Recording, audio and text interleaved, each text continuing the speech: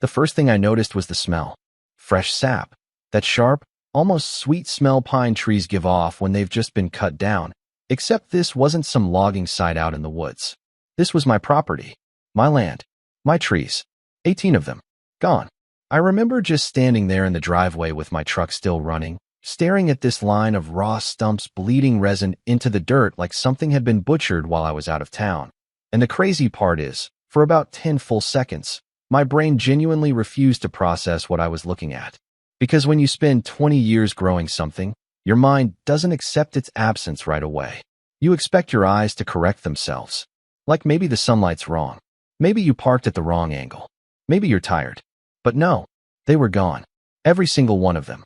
The entire north tree line that separated my ranch from the lake properties behind me had been flattened clean to the ground while I was away for 3 days fishing with my brother up near Broken Bow. And sitting there stapled to my fence post was this bright yellow envelope with the Silver Ridge Estates HOA logo on it like they were proud of themselves. I didn't even open it at first. I just stood there hearing the wind move through empty space that used to be blocked by 22 feet of cypress. It sounded wrong. The whole property sounded wrong.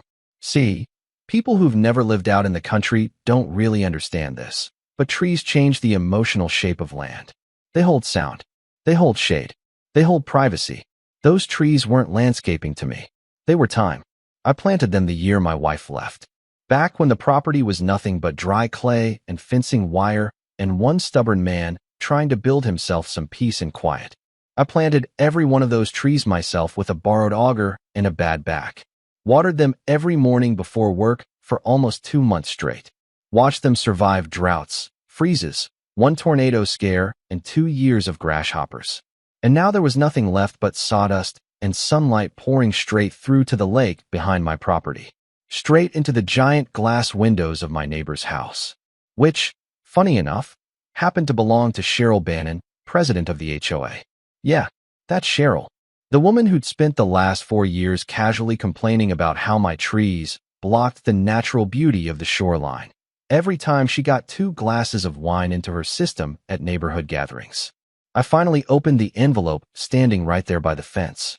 The letter was 1 page, full of legal language and fake politeness, claiming the HOA had exercised emergency wildfire mitigation authority under Article 8 subsection C of the community bylaws.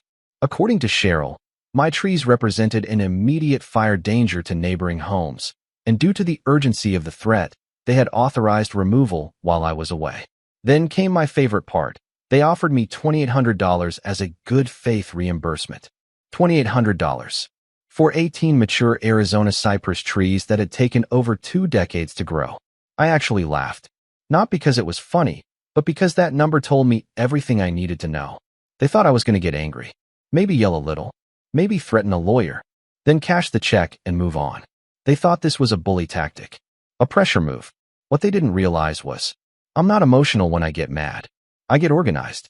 And Cheryl Bannon had just made the kind of mistake arrogant people make when they spend too long believing nobody's ever going to challenge them. I went inside, changed my boots, grabbed my Nikon off the shelf in the hallway, and came right back out. Not my phone, the Nikon. Because cameras don't just take pictures, they timestamp mistakes.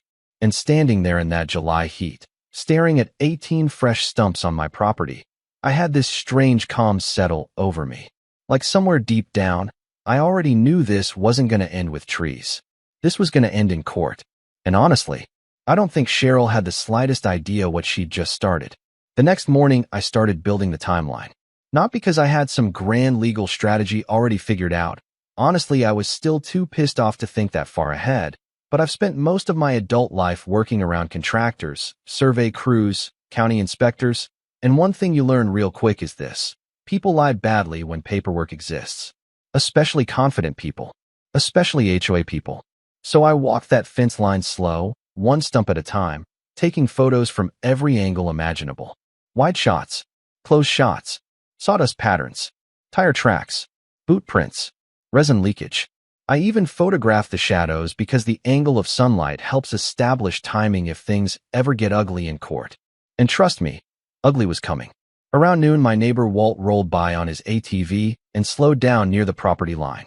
Walt was one of those older East Texas guys who always looked sunburned no matter the season, carried a permanent look on his face like he'd just heard something mildly disappointing about humanity.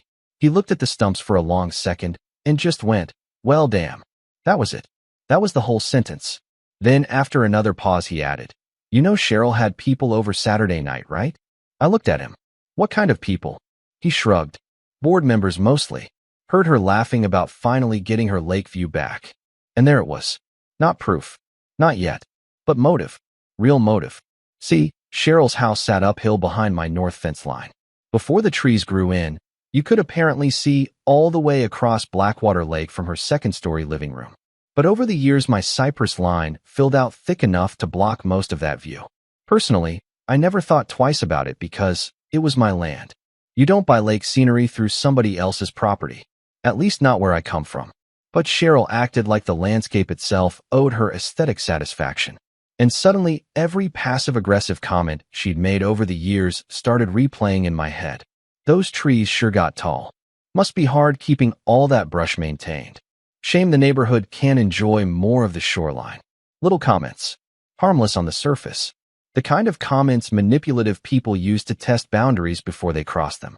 By 3 o'clock, I was sitting in the office of a property attorney named Rachel Mercer over in Tyler. Tiny office. Old carpet.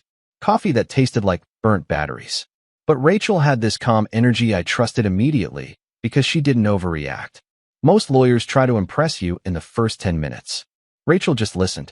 I handed her the HOA letter, the property survey, and a flash drive with the photographs. She read quietly for maybe 4 minutes before finally asking, "You still have the original purchase documents from when you bought the property?" I said yes. She nodded once. "Good. Because if your survey says what I think it says, they may have just trespassed 18 times with power equipment. Now, I need you to understand something about that sentence. Up until then, this still felt personal. Annoying neighbor. HOA abuse. Rich people entitlement. But the second Rachel framed it as trespass instead of dispute, the entire emotional gravity shifted.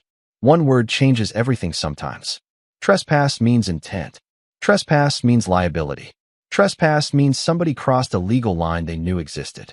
Rachel spent the next hour comparing my original land survey against the HOA jurisdiction map attached to their bylaws. And halfway through, she leaned back in her chair real slow and smiled the way mechanics smile when they discover the problem is much worse than expected. "Well," she said, tapping the papers, "this is fascinating. Turns out the HOA emergency clause Cheryl cited only applied to designated community access areas, walking trails, shared landscaping, boat ramps, things like that. My north tree line sat nearly 14 feet outside HOA-controlled property, meaning Cheryl and the board had absolutely no authority whatsoever to touch those trees. None. Zero. And then things got worse for them. Rachel asked how old the trees were. I told her roughly 22 years. She got quiet again. Started flipping through county code on her laptop.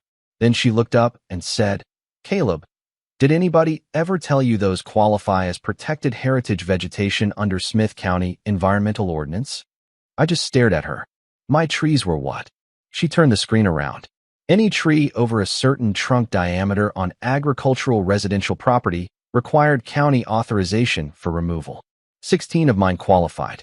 The civil penalties alone could hit 6 figures. I remember laughing again right there in her office, except this time it sounded different. Smaller. Sharper. Because suddenly this wasn't Cheryl bullying a neighbor anymore. This was Cheryl potentially detonating her entire HOA board over a lake view. Rachel started building the file immediately. Arborist evaluation. Preservation notice. Discovery requests. Contractor identification. And this is where Cheryl made the biggest mistake of the entire story. She kept talking. Most people destroy themselves because they cannot tolerate silence. 3 days after the preservation notice hit the HOA office, Cheryl called me directly. No lawyer. No witness. Just her. I answered while standing in the feed aisle at Tractor Supply holding a 50-pound bag of deer corn. She opened with fake warmth immediately. "Caleb, I just hate how ugly this whole thing has become." I leaned against the cart and said nothing. Silence makes dishonest people nervous. Sure enough, she kept going. She explained how difficult leadership was, how the board had responsibilities to the community, how wildfire risks forced hard decisions. Then she said the line that changed everything. Honestly, we waited until you were out of town because we knew you'd overreact emotionally if you were there during removal. I actually closed my eyes when she said it because I knew right then Rachel was going to have a field day with this woman. I kept my voice calm. Would you mind sending that explanation over email so I can review everything carefully? And Cheryl, God bless her arrogant little heart, said, of course. 2 hours later, Rachel and I were reading a full written confession in my kitchen. Cheryl explained the board had discussed my trees for months, mentioned scheduling around my fishing trip because the contractor had availability, confirmed they believed the neighborhood aesthetic outweighed individual landscaping preferences. Rachel printed the email and literally laughed out loud. This woman, she said, has the survival instincts of a raccoon in traffic. Then came the contractor records. The tree company folded almost instantly once lawyers got involved. They turned over work orders, invoices, internal notes, and buried inside the packet was a handwritten line from the crew supervisor, Cheryl on site at 6:12 a.m. Confirmed removal instructions personally. Rachel slid that document across her desk toward me and said quietly, "You realize this isn't settlement territory anymore, right?" And honestly, I did. Because at some point the case stopped being about trees. It became about somebody in power deciding rules existed for other people, not for them. Cheryl thought money and authority insulated her from consequences. What she didn't understand was that documentation is like gasoline. Eventually, one tiny spark lights the whole thing up. And sitting there in Rachel's office watching evidence pile higher and higher across that conference table, I started realizing something strange. I wasn't angry anymore. Angry burns hot and fast. This felt colder than that. Cleaner. Like watching dominoes fall in slow motion after the first push already happened weeks ago. And Cheryl Bannon still thought she was in control of the board. She still thought this was a neighborhood disagreement. She had absolutely no idea her own emails were about to destroy her in open court. The mediation lasted less than 2 hours, and honestly, by the time it was over, everybody in that room already knew how this thing was going to end except Cheryl. That's the weird thing about people who spend years getting their way. They mistake delayed consequences for immunity. Rachel and I walked into the county mediation office with 3 binders, 2 flash drives, and absolutely no interest in signing confidentiality paperwork. Cheryl walked in with the HOA attorney and that same tight little smile she always wore at neighborhood events, the one that said she believed she was the smartest person in every room she entered. But confidence looks different once discovery starts. You could see it around her eyes. That woman hadn't slept properly in weeks. The HOA's attorney opened with a settlement offer just under $100,000, plus replacement landscaping costs, conditioned on a non-disclosure agreement and mutual release of claims. Rachel didn't even blink. She slid the paperwork back across the table and said, "My client isn't interested in helping your board bury evidence." You could feel the air change after that. Cheryl crossed her arms and finally spoke directly to me for the first time all morning. "Caleb, do you really want to destroy this community over some trees?" I remember leaning back in my chair and looking at her for a second because that sentence told me everything about how she saw the world. She still thought she was the victim, still thought authority entitled her to redefine reality after the damage was done. I said, "No, Cheryl. You destroyed trust in this community the second you sent chainsaws onto private property at 6 in the morning." The room went dead quiet after that. The mediator called a recess maybe 10 minutes later, but the truth is the negotiation was already over. Rachel had one final card she hadn't shown yet, the internal HOA text chain recovered during discovery. And when she placed those printed screenshots on the table in front of the HOA attorney, I watched a man physically deflate in real time. There it was in black and white. Cheryl complaining she couldn't see the lake anymore. Cheryl demanding the board find some violation. Cheryl literally writing, "Use the fire code if you have to." Premeditation. Intent. Abuse of authority. All gift-wrapped by Cheryl herself because arrogant people always assume deleted messages stay deleted forever. We left mediation without a deal, and weirdly enough, I felt lighter afterward. Because once you stop trying to negotiate with dishonest people, life becomes simpler. Court wasn't emotional anymore. It was math. The trial started 8 weeks later in Smith County District Court, and by then the story had spread halfway across town. Local paper picked it up. Community forums exploded.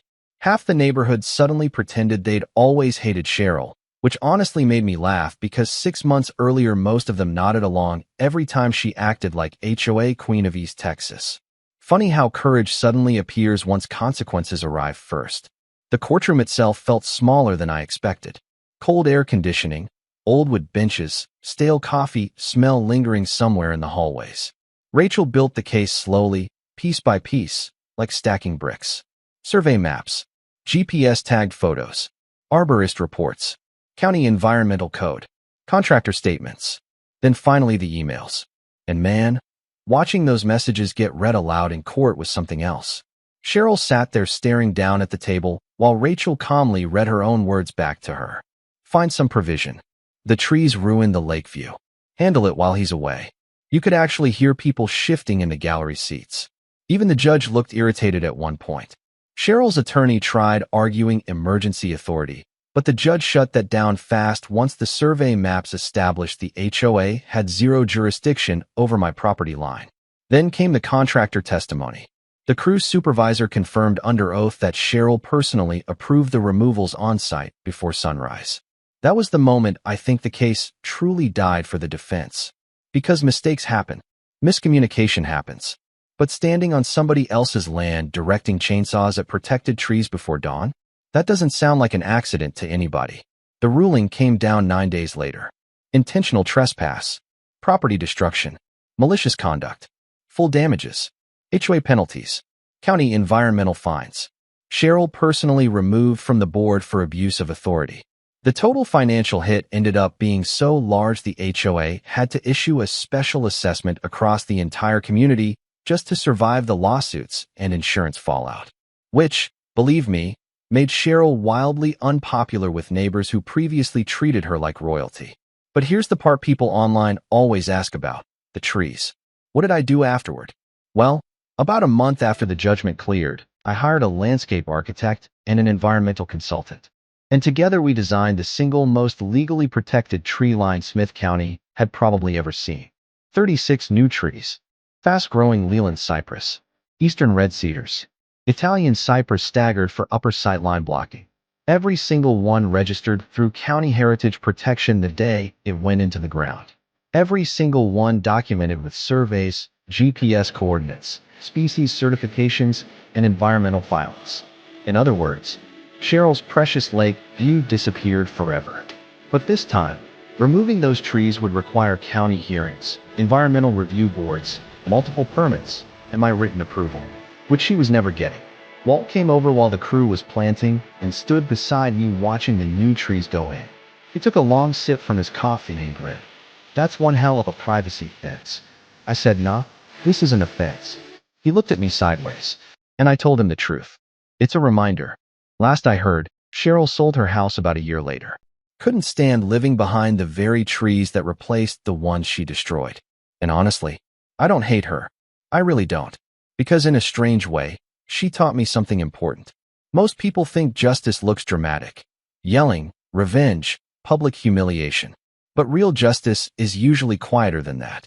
It's paperwork, patience, consequences arriving one document at a time until the truth becomes too heavy to ignore. Those new trees are tall now. Not as tall as the originals yet, but they'll get there. And every time the wind moves through them at night, the property sounds right again. So now I'm curious what you think. If somebody in power crossed a line like this against you, would you have settled quietly and taken the money, or would you have pushed all the way through court like I did? Let me know in the comments, because honestly, people get real divided on this story once they hear the ending.